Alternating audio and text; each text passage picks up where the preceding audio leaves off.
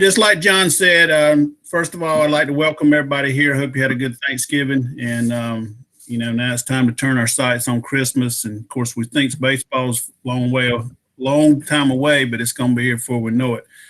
Just to piggyback on what John said, if you have a problem being recorded or anything, please go ahead and get off and we'll work something out on that. And as he said, if you phoned in, we'll get your attendance after the meeting tonight. Okay, and with that said, is Dwayne on? Dwayne Smith? I am. All right, you want to go ahead and start us off, big guy? Yes, let's go ahead and pray together, maybe.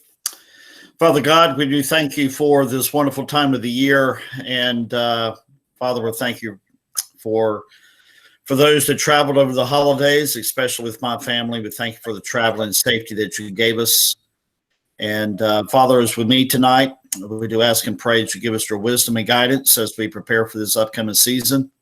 Pray for Mike as he leads us, and I pray that we would all work together as a team and as friends and fellow brothers and sisters in the body of Christ. And we dedicate this time to you. In Jesus' name we pray. Amen. Thank you, Dwayne. If y'all noticed, I put unlimited beside his name because we need to keep on praying without ceasing, guys. And prayer really works. If you don't have a prayer life, I challenge you to get one because it really works. Some of the reminders, our next meeting is going to be December 20th. So make sure you got that on your calendar. Still be at 9 o'clock, the same format as we're looking at now. Once again, I do thank John for taking the reins on this, and I think it's going to be a good thing for us. I think it's the future of all our meetings. If you haven't registered on Dragonfly or registered with the state of North Carolina, please get that done as soon as you can. Also, remember, if you owe me a W-9, let's get that to me as soon as you can. Also, if you got any questions, concerns, or issues, make sure those emails come to me, and I'll try to answer them as soon as I can. Okay. With that being said, I'm going to let Greg, now he's going to do a rule session. This will be one of about 3 different rule sessions we'll be having. So I'm going to let him go ahead and get started and turn it over to Greg McAvoy. Okay, thank you, Mike. Let me go ahead and share my entire screen. Share.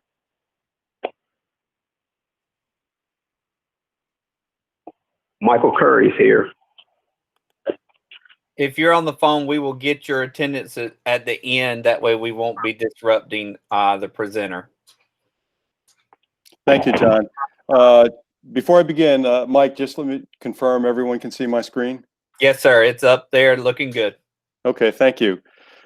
Okay, thanks, Mike. Like all of you, I am looking forward to the 2021 season. I've been in this for 20 plus years now, and it never gets old. And what really doesn't get old for me is being able to make sure that I keep up with the changes in the game, the rule changes, the mechanic changes. So what I thought I would do is I put together a number of different presentations regarding several topics on our high school rules. Obviously, we can't cover all of it, so I picked and choose some of the things that I thought to help us get started. And later on, as we go down these webinar paths, if you have any suggestions or any comments, or if you have a particular subject that you would like to have addressed, you're more than welcome to contact me, and I'll put my contact information up in a little bit. So what I did was I put together this particular presentation. We're going to go over several different type of rules. There's some administrative stuff I want to go over. We'll talk about the goals and objectives of these presentations. Then we're just going to take a minute or two and look at the rule book and the case book and how it's organized. Those are the books that we use to study and keep abreast of what's going on and gets us through the game. So we really need to know how these books are structured. And then I put in a segment for tonight about how we want to umpire beyond the rule book. There are rules, but those rules are a framework for us to make judgments. And hopefully most of our judgments, not all of them, but most of our judgments are the right kinds of things that we need to do. And then I thought I would close with a couple examples of some key rule definitions. Mike had indicated in our last meeting about the concussion course. Just FYI, I took it today. It's free. It's available either through the North Carolina website or through the Federation website. The two links are listed below. It took me only 30 minutes, and as Mike indicated, there were 9 questions in the end. So good training, again, free, and it really shouldn't take you a lot of time to finish. My last administrative note is this is going to be mostly a PowerPoint presentation, but I have included a number of video examples. The video examples that I have chosen may come from Major League or the NCAA. There's just not a lot of high school footage out there. There's some, but not a lot. So what we're going to talk about in some of these videos is how it is applied to the high school rule set. So you might see 3 umpires on the video. You might see 4. Just ignore that. We're going to focus on the high school rule application for that particular video example. And we want to make sure that we focus on the particular teaching point that applies to us as high school umpires. I know there are some of us who do both collegiate and high school, and there are times when we have to know the rule differences, and I do have a segment on that, not tonight, where we can talk about some of the rule differences maybe later on in one of our webinars.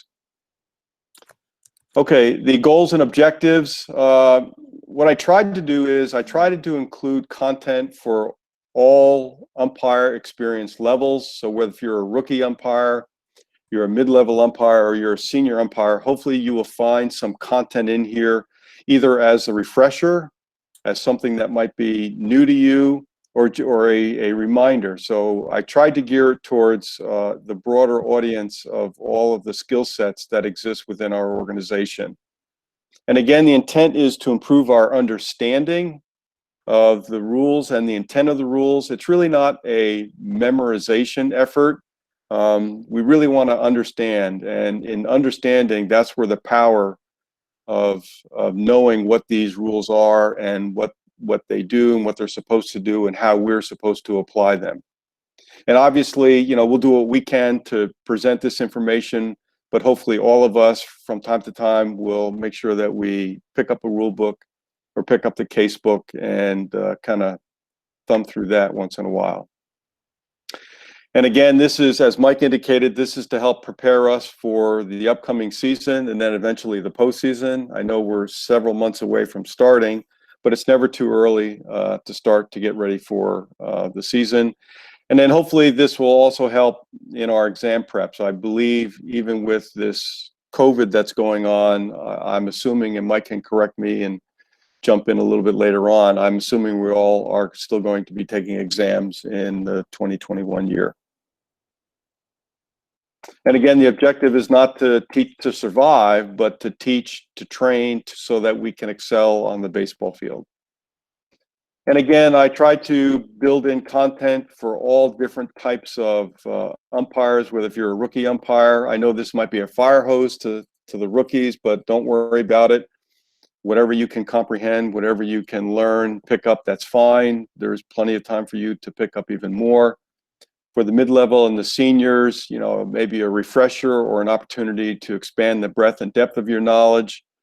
And again, for the seniors, is to make sure that we understand all the nuances and the subtleties of the various rules and the differences in some of the rules, like interference. And I have an example on that in a little bit. So what I thought I'd do is start out with, I'm going to show you 3 videos, and hopefully this gives you an appreciation for the type of rule knowledge that we need to bring as umpires onto the baseball field. So let's go through these 3 and we'll chit chat about that in a minute.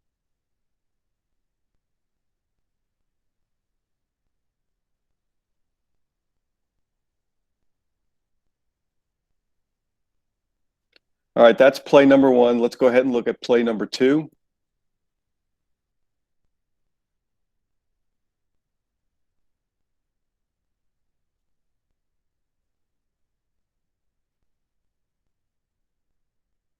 So in both of these video examples, we have a batter runner and we have a catcher collision. In both of these examples, we have an immediate dead ball. We'll discuss that a little bit more later. And as a result, we're going to have the batter runner is going to be declared out, which he was in both of our videos. And then if there were runners on base, obviously with interference, the runners are going to return to the base prior to the time of pitch. So we just saw two examples of a collision around the plate area that involved the batter runner and our catcher. And in both examples, we're going to declare the batter runner out. Now, here's a third example where we will have a collision at the plate, but we will have a different outcome. So let's go ahead and take a look at this video.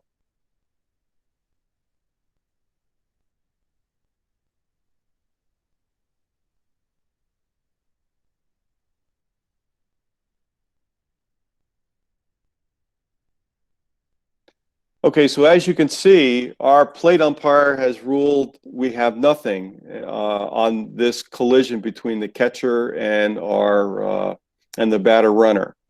So just like we had in the previous examples, we have a collision with the batter runner and F2, but in our third example, the batter runner was attempting to advance.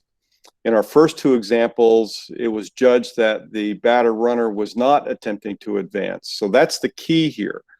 In two examples, we have no advancement by the batter runner for whatever reason. In our third example, we have an advancement regardless of the reason. Both players were doing what they were supposed to do. So in our first two examples, we have interference. We're going to call the batter runner out. In our third example, we're going to have a no call because both the catcher was doing what he was supposed to be doing, fielding the ball. The batter runner was doing what he was supposed to be doing, which was attempting to advance to first base. So in this particular case, unless the collision was some sort of intentional act, most likely by the batter runner, then we have nothing and we're going to play on. So I just wanted to start out with this series of videos to show the nuances, the degrees of differences of some like plays, and we as umpires need to be able to differentiate as we get into these types of scenarios. Okay. With regards to the rule book and the case book and its organization, hopefully this is very familiar with all of us. There are 10 playing rules in the Federation rule book. Each rule has a corresponding case play in the case book, and I'd like to put a plug in here for the case book. I know we may tend to look in the rule book a lot. I'm not sure if the case book gets as much attention as it should, so I commend to all of you to not only pick up the rule book, but also pick up the case book as well.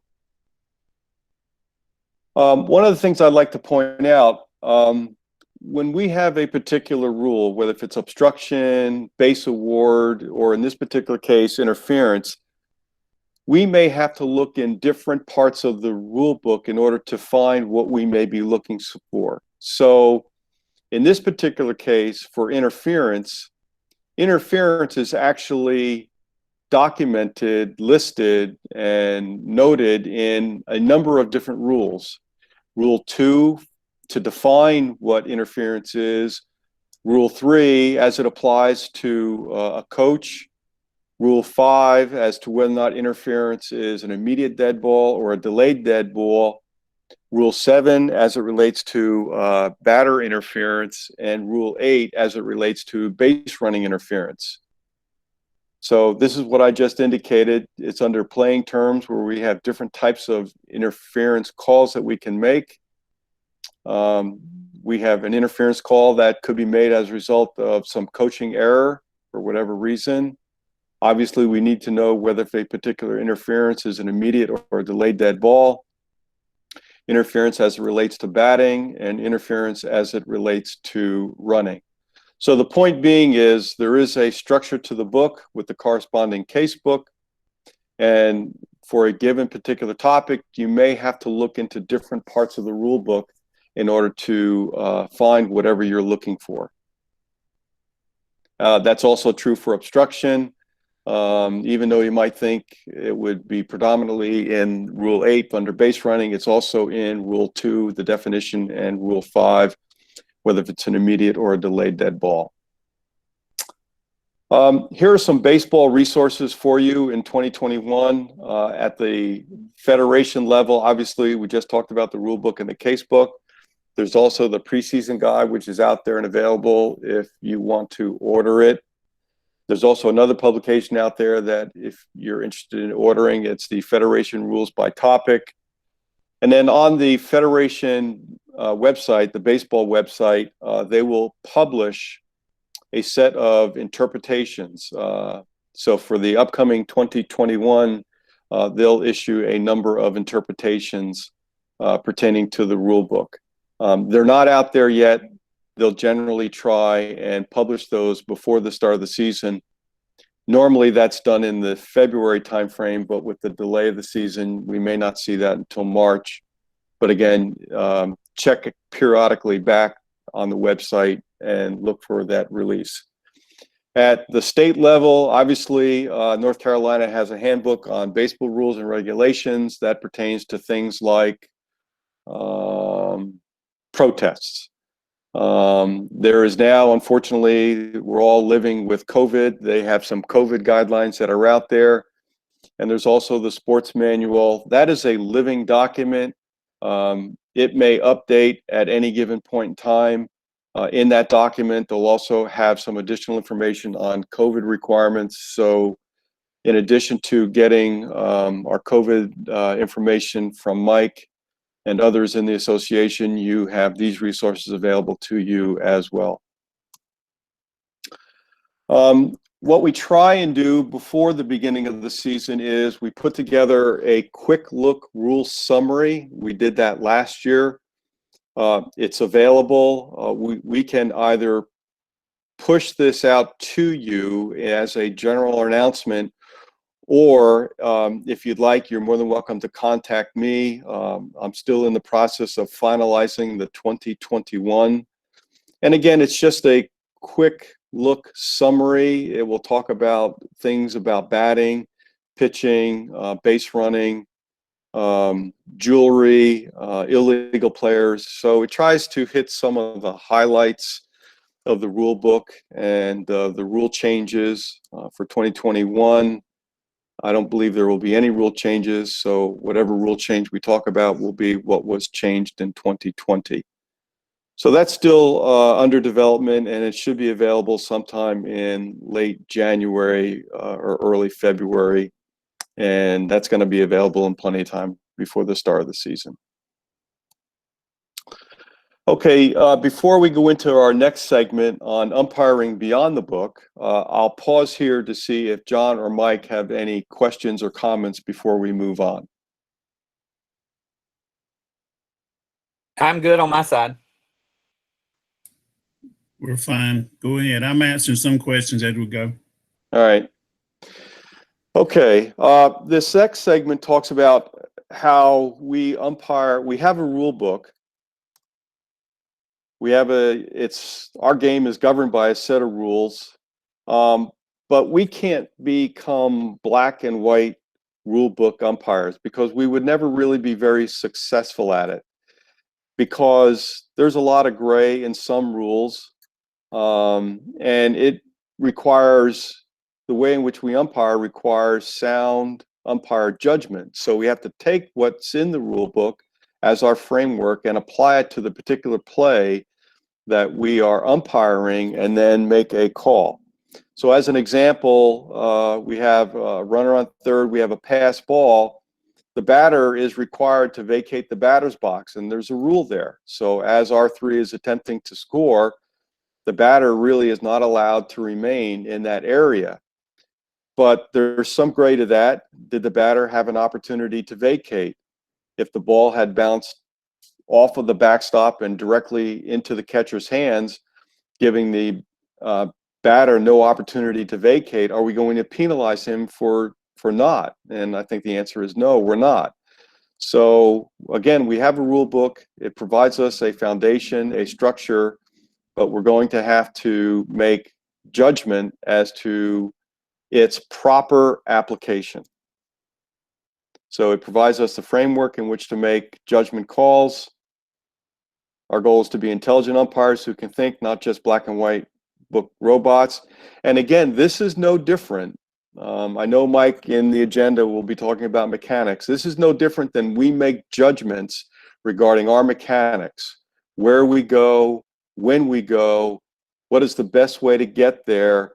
Do we need to make some quiet step adjustments? And as an example of that is the single double pivot or the double triple pivot. So if I've got a base hit, and I believe I've read that as a single, no more than a double, I may take a shallow pivot in closer towards first base. But if I, as U1 in the A position, read that as a sure double and possibly a triple, I may take a much deeper path into the infield so that I can stay ahead of the batter runner, knowing that he is at a minimum going to achieve second and maybe even advance to third.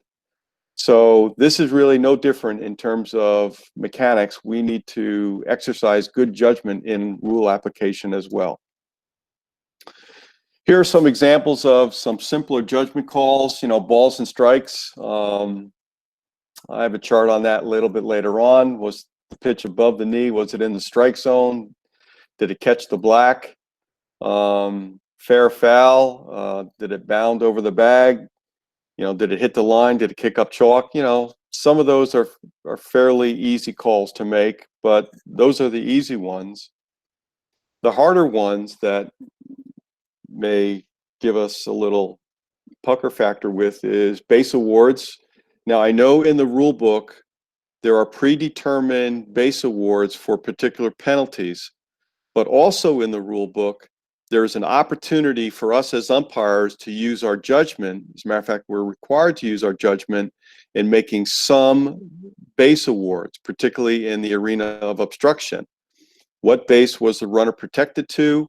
What was the last base in which the runner touched? We need to factor all of that in determining what we're going to do in a base award. Hit by pitch, that is a very tough situation at times. Did the batter intentionally get hit? Was he moving into the pitch? Did he freeze? A batter is allowed to freeze, even though he may get hit. Where was the pitch? Was the pitch in the strike zone when the batter got hit? If he did, we may have one type of rule that we're going to use to make our call. Was the pitch in the channel? That's the space between the black and the batter's box. Or was the pitch in the batter's box itself? And even in the batter's box, where the batter's box you would think would protect the batter, if the batter intentionally moved to get hit, even with the pitch in the batter's box, then we may not award the batter first base. And then our last one is running lane violation. Did the batter runner's position adversely affect the defensive play? Where did the throw come from? What was the accuracy of the throw? Was there really interference in any of the elements of throwing or the elements of catching? So what I thought I'd do is go through several examples of things which I would consider to be umpiring beyond the book, not literally its interpretation.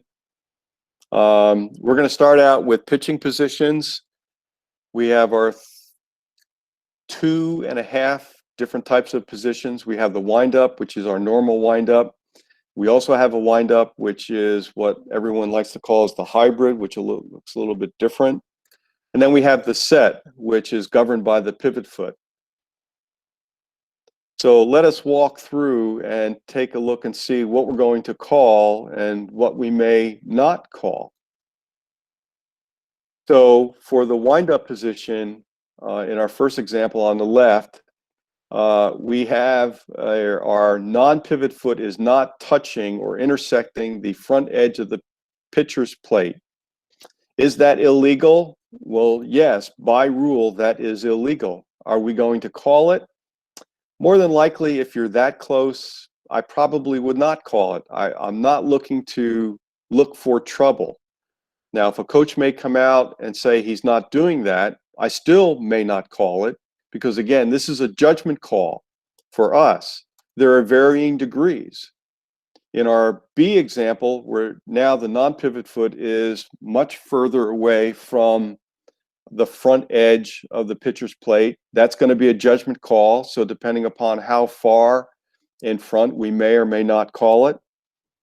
And then in our last example, C, we're now actually beyond the front edge of the pivot foot. So there, we're definitely going to have to call it. So somewhere in between A and C, we're going to either not call it or call it. So, but the rule states in all three, they're all illegal, but that doesn't necessarily mean that we have to call all three. We're going to use some judgment here. For the hybrid, no different. We're just slightly in front. We're a little bit more in front in our B example, and then we're probably too far in front of the front edge of the pitcher's rubber in our C example. All those are illegal. Some of those we'll call, some of those we won't call. With our set position, we're now governed by our pivot foot, not the lead foot, but the pivot foot. So again, we show examples A, B, C, and in this particular case, also example D, where he's off to the side. In A and B and C, as well as D, they're all illegal, but we may not call A or B, but we most likely would probably call C. And the reason why we may not call the A and the B is because the world is not perfect. We may have a perfect pitcher's mound, and if we do, then we may get those B examples where they're just off of the pitcher's plate because there's no reason for the pitcher to not be in contact with the pitcher's plate for either the windup or the hybrid with the non-pivot foot or the set position with the pivot foot. But as you can see in our other example, let's now throw in the real world. We have a mound that is worn, maybe badly worn, and the pitcher's either non-pivot foot or the pivot foot may not be able to contact the pitcher's plate. So use your judgment and take a look at the conditions, and then from those conditions, based upon the rules, go ahead and use your judgment and make a call. For the running lane, the batter is out when he runs outside the 3-foot running lane, when the ball is being fielded or thrown to first. This is not necessarily an automatic interference call.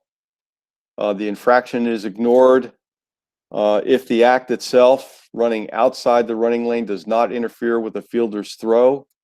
So let's take a look at 3 examples. We need to interpret the play. If we're fielding the ball nearer to home plate, the batter runner is going to be in jeopardy the entire length of the running lane, regardless of where he is. Once he gets up to the running lane, anything from there to first base, he is in jeopardy of runner lane violation.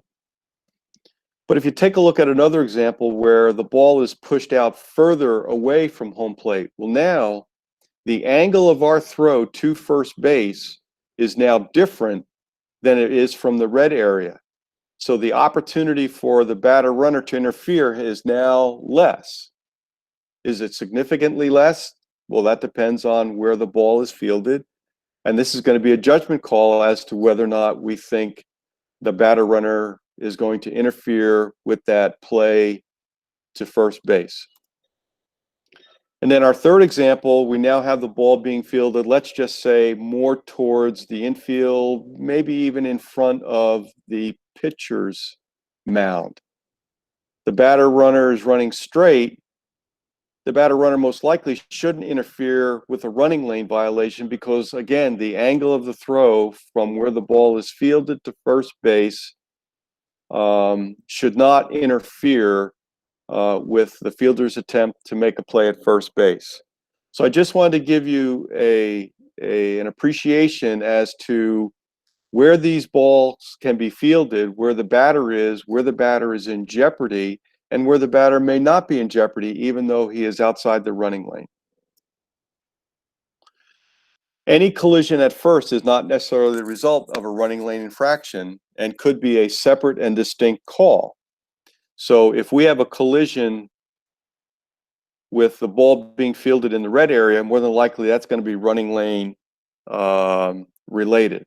If we have a last step collision at first base relative to the green and the blue area, that may not be related to running lane violation. That may be another infraction altogether.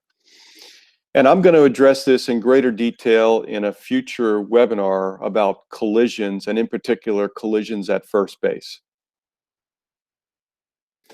Okay, infield fly. In the rule book, it talks about what an infield fly situation is, but it first starts off and talks about the definition of an infield, what the infield is and what it is not. So we have our infield area as defined by the rule book. We have our outfield area as defined by the rule book. You can see the small white circle is the batted ball. We have an infield fly situation. You can see our two umpires, this is a six-man crew, who have signaled an infield fly, but yet the ball is not necessarily in the infield, it's in the shallow outfield. So you ask yourself, well, how can I have an infield fly with the ball being possibly so far away from the infield? Well, the ball meets all the requirements, the play meets all the requirements for an infield fly. It had appreciable height, it had the runners on base, it had a catch that was playable and ease of effort by the infielder, and this is going to be a judgment call. And in this particular case, our umpire crew had judged that all the elements of an infield fly were met, so therefore they called the infield fly with the ball being somewhere between the infield and the outfield.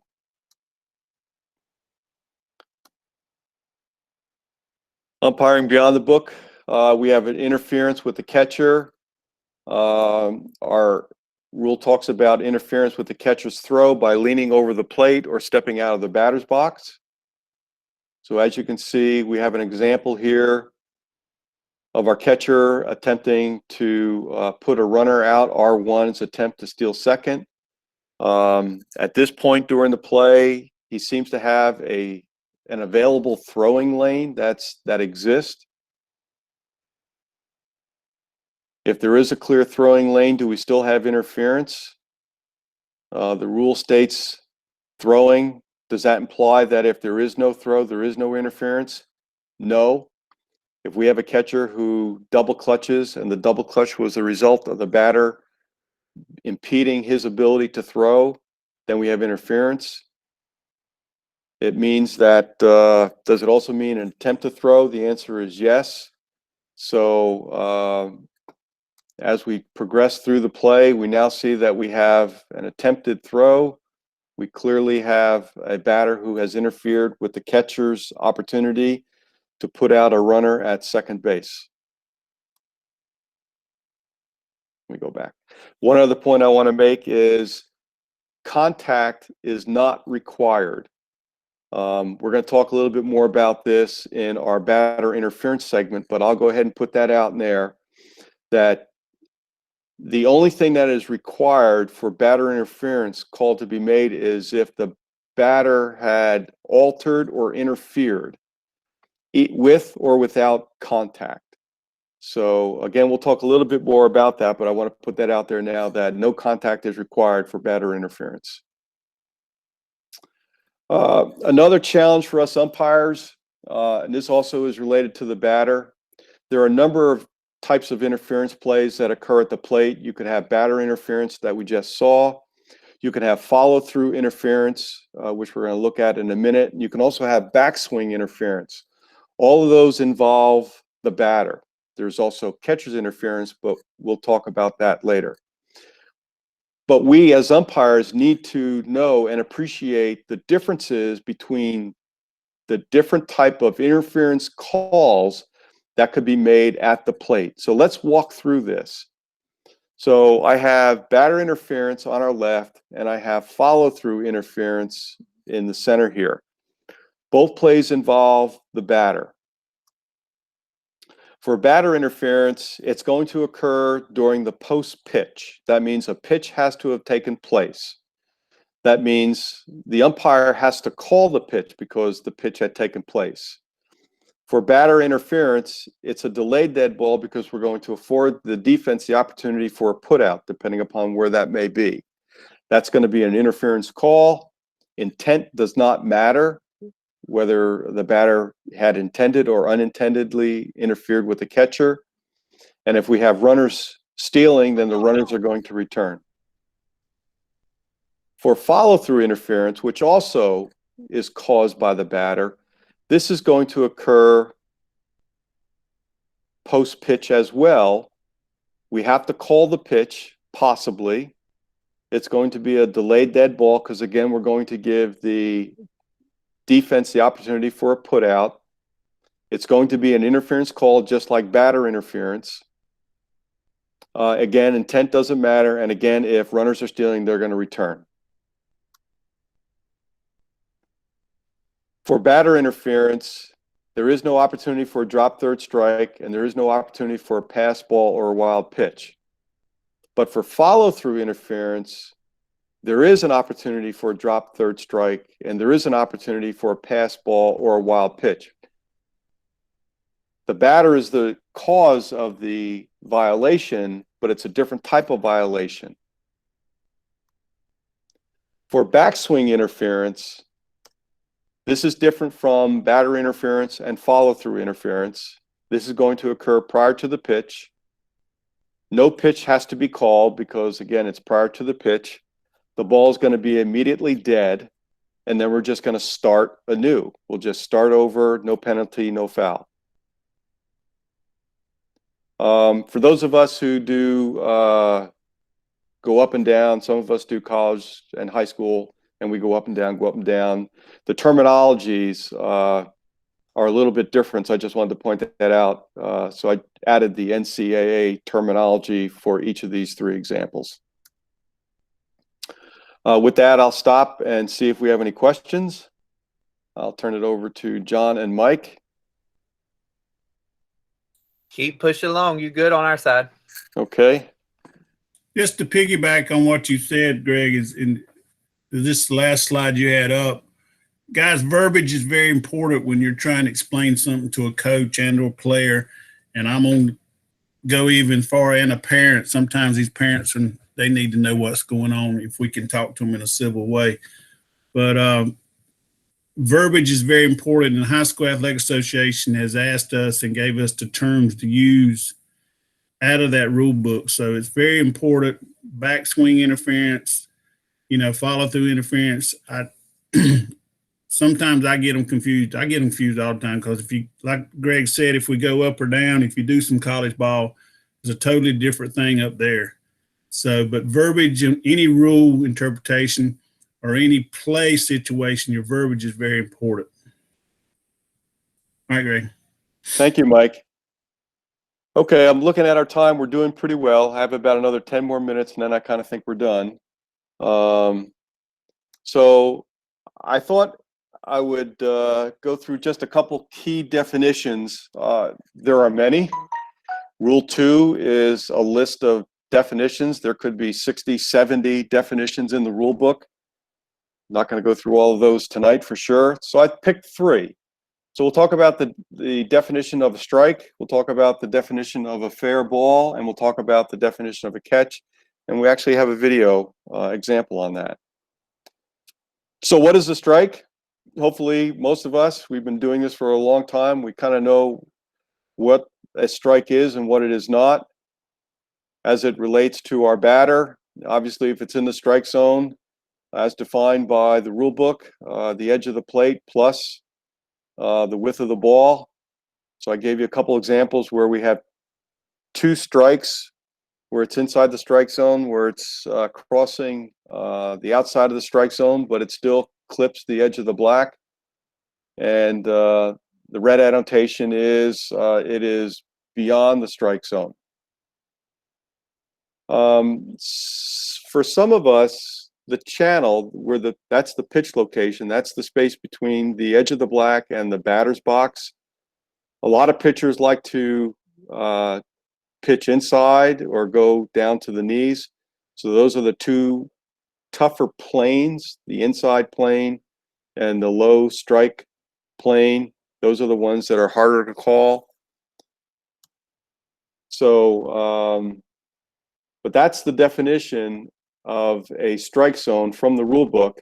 I threw in the half swing as well because we know that we also have to call a strike if the barrel head passes the batter's front hip. So that's a strike as well for completeness purposes. But calling strikes, it's pitch location. Please don't chuckle. I tried to show a smaller batter, so obviously the strike zone changes depending upon the size of the batter. We all know that, so that's just a little humorous reminder. What I'd like to also remind everyone is timing. Here's our pitch. There's the edge of our strike zone. Clearly at this point in the delivery, that pitch looks like it's going to be a strike. It ends up outside of the strike zone. So more than likely this pitch would not be called a strike. So just remember to practice consistent timing, allow the pitch to be completed, then make a determination based upon the location and your cues, and then go ahead and call it. Now, there are other things that we can use, other indicators that we can use to help us in our ball strike calls. So obviously the pitch location relative to the batter and the plate is going to be our primary frame of reference, but there are some secondary indicators as well. You know, we should be aware of the setup position of the catcher. Is he inside? Is he outside? And what kind of reach is he making relative to his inside, normal, or outside location? We can use that as a fairly good secondary indicator as to where that pitch may be relative to the strike zone. In addition to the batter's knees, we can also use the catcher's knees as well. If I've got a fastball that's coming in at the catcher's knee, I'm probably going to get that. If I've got some sort of off-speed pitch or a fastball that's low and it is below the catcher's knee, I most likely probably won't get that. And we have the advantage of using the catcher's knee because more times than not, that's going to be at the same height level as the batter's knee. You know, there are times when it's not, but more times than not, it will be a fairly good close proximity between the batter's knees. Just be careful though. Below I showed two examples where we have a normal catcher stance on the right and we have a different type of catcher stance. So if you're going to use the catcher's knee on the left, where the catcher's knee is on the ground, he's taken away an outside reference point. So you have to be careful about that. And then lastly, I think we all know about, you know, glove turn, whether if he's cupping it or whether if we have glove movement down and up. You know, if the ball's down and he brings it up, you know, that may be an indicator that the ball was low and the catcher's trying to buy a strike. It could be poor presentation on the catcher's part, where I've had that, but more times than not, if the catcher's going down, then we may not have a ball in the strike zone. The definition of a fair ball, I'm not going to go through all this. What I would like to do is kind of do that through pictures. So obviously a fair ball, when it settles into fair territory between home and third and home and first, contacts fair ground on or beyond the imaginary line between first and third, is on or over fair ground when bounding to the outfield past third and first. So if it bounds over the plane of first base, then we have ourselves a fair ball. If it first falls on fair ground beyond first base, regardless of where it goes, it stays fair or goes foul, that's going to be a fair ball. If it touches first base, second, yes, or third. We have a fair ball. And while on or over fair territory touches a person of an umpire or a player or their clothing. So if it touches F3 or F1 or U1 over fair territory, then we have a fair ball. And then obviously, while over fair, ground passes out of the playing field. The two examples is we have a home run or a ground rule double. Bounce on the ground, bounce over the outfield fence. The last thing I'd like to present tonight, we're going to talk about a catch. This can be at times tricky, so I'll try and highlight some of the big takeaways. What is a catch? It is getting secure possession of the ball in the hand or the glove. It is not complete until the continuing action of the catch has been completed. The catch applies, the definition of a catch also applies when making a double play, and I have a video example of that. It is considered a catch if the fielder catches a fair or foul fly ball and then steps or falls into a bench or dugout area, stand or bleachers, or any boundary or barrier. Some of the private schools have out of bounds boundaries rather than a fence. So this would apply to that type of example. So let's go through two videos. The first video, they're back to back, is going to be the same. It's a fly ball to the outfield. And I want you to take a look at this and think about whether or not you would call this a catch or not a catch. The second video has to do with a double play. Ball's hit to the second baseman. He's trying to turn two, throws it to short, covering second. And then you take a look and tell me what you think on that play. So let's go ahead and take a look at both videos.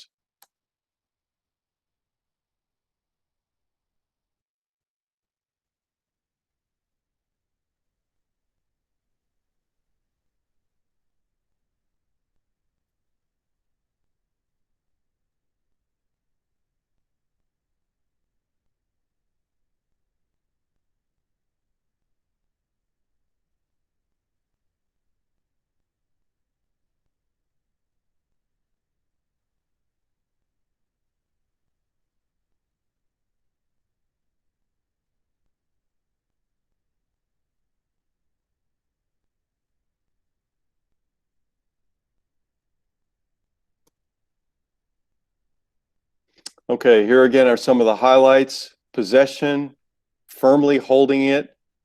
It is not a catch until the action has been completed. Stopping, removing the ball signifies the initial action has been completed.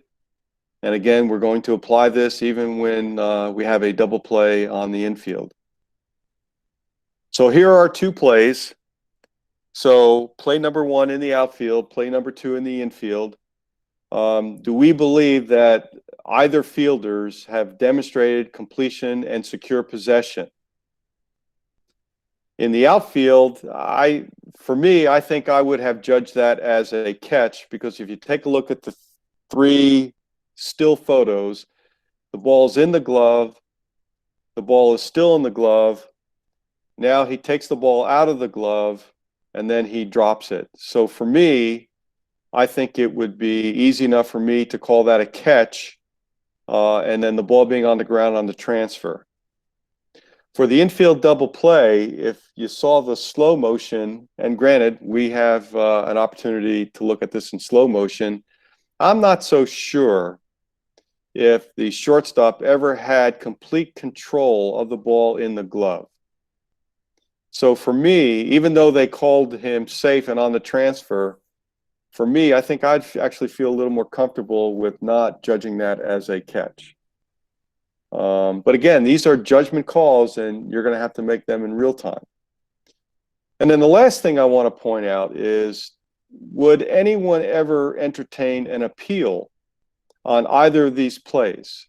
The catch and the drop in the outfield, the catch and the drop in the infield. Do we think we would ever entertain, if a coach wanted to come out, do you think we would ever entertain an appeal by a coach?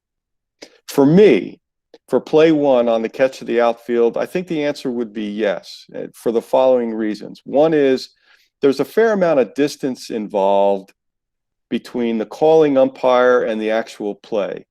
Now, depending upon if there were no runners on, you know, if U1 did not go out, then that's going to be the home plate umpire. So now we have a fair amount of distance.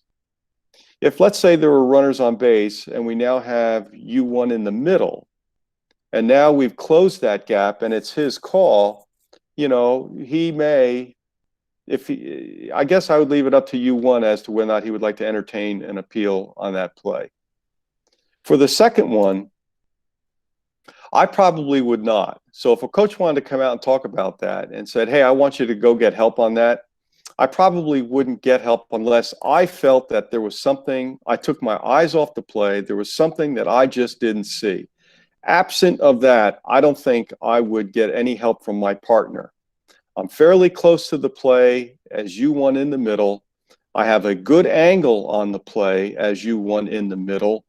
So unless something terribly goes wrong with my mechanics, I should always be able to see all of the critical elements of that play. And for that play, I probably would not entertain an appeal by the coach. But again, for the play in the outfield, yeah, I probably would.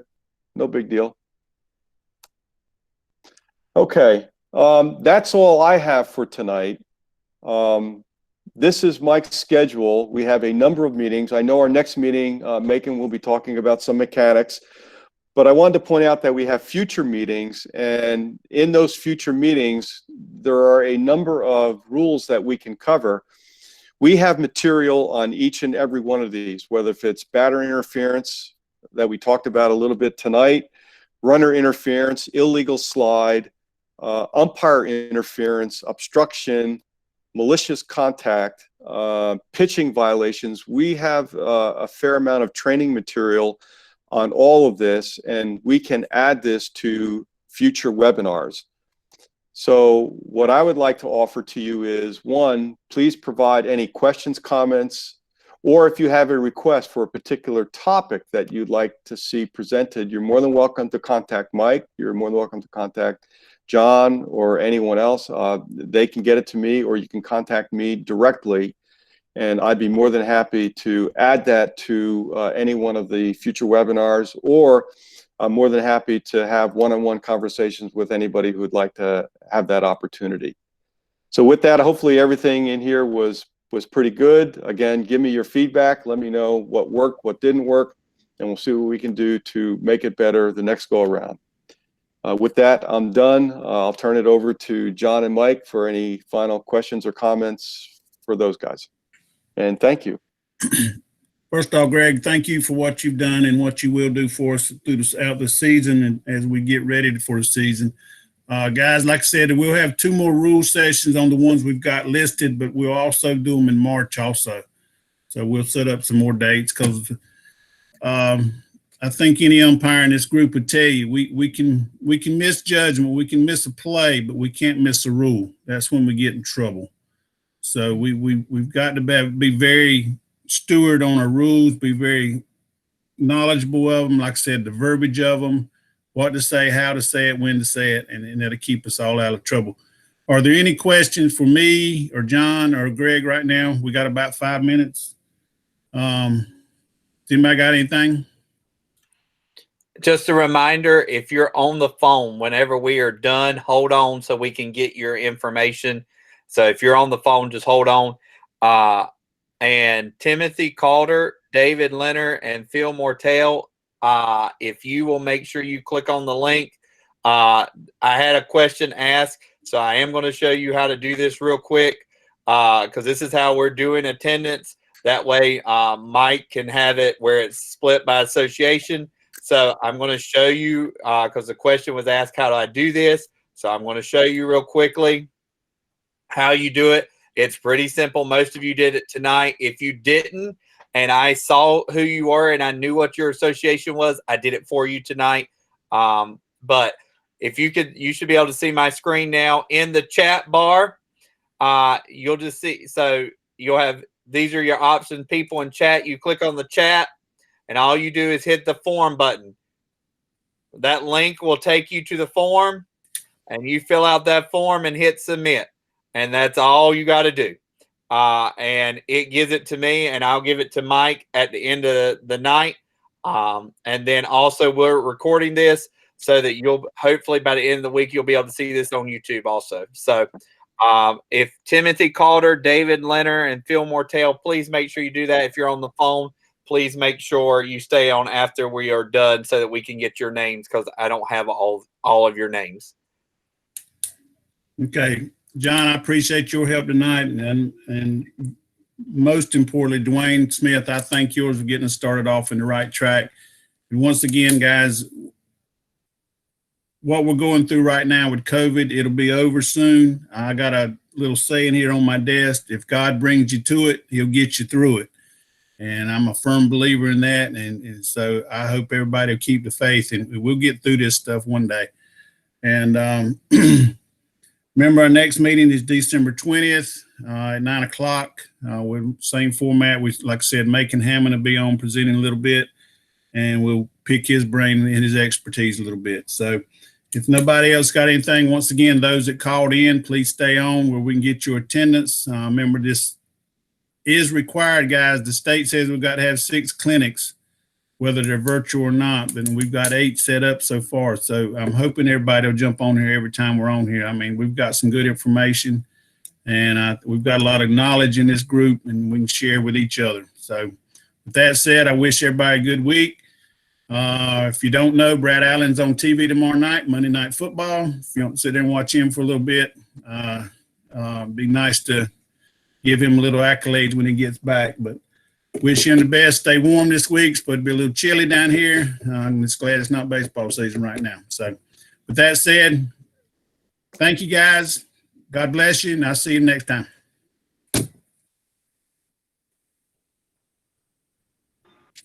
All right. So those of you on the phone, if you'll stay on, I'm going to call your area code and your last 2 digits of your phone number. I just need you to give me your name and your name along with your association. So first up, 570 is the area code 74.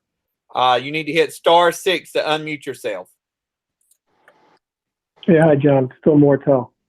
All right. Thank you, Phil. I got you registered now. What association, All right. Phil? Atlantic Coast. Atlantic Coast. All right. Thank you. You're registered. You may hang up. Next, I Okay. got on 910, last 2 is 04. 910, last 2 is 04. *6 to unmute.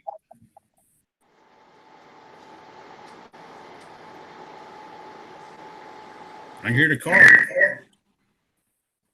Yeah, that's some people are unmuting quicker. Like, next one, real quick, I'll come back to that. 910, area code 07 is the last 2. 910 is the area code 07 is the last 2.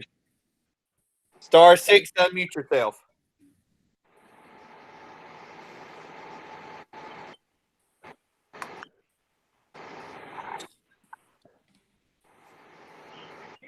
All right. Some of these, how about this? Let's do it today, and then you can hang up because some of y'all are struggling to get in. 910-85. 910-85 is the last 2. You're unmuted. So go ahead. Tell me what your name is and your association. Anthony Maynard. All right, Anthony, I got you already. All right, thank you. Thank you. All right, next one up. Next one up is 910-97. 910, last 2 is 97. Kevin Martin. All right, got you. What association? Southeastern. Got you. All right, you're good to go. You can hang up now. 91. 910-91. 910-91. Michael Curry. All right. What affiliation? What is Southeastern. it, Mike? Southeastern. Southeastern. He works both sides, but Southeastern's primary. All right. Next up, you're good to go, Michael. I got you registered. All right. 910 last two is 81. 910 last two is 81.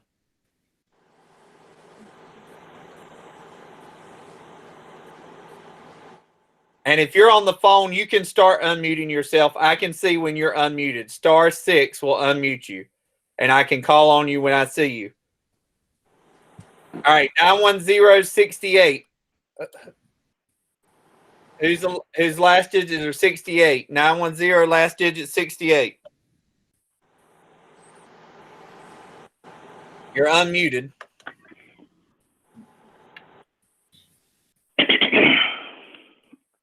All right. Yes. Harry Cook. Aaron Cook. Yes. Southeastern. Thank you, Aaron. I got you. Harry. Harry. Harry. Yes. Harry Cook. All right. I got you. I got you. Thank you.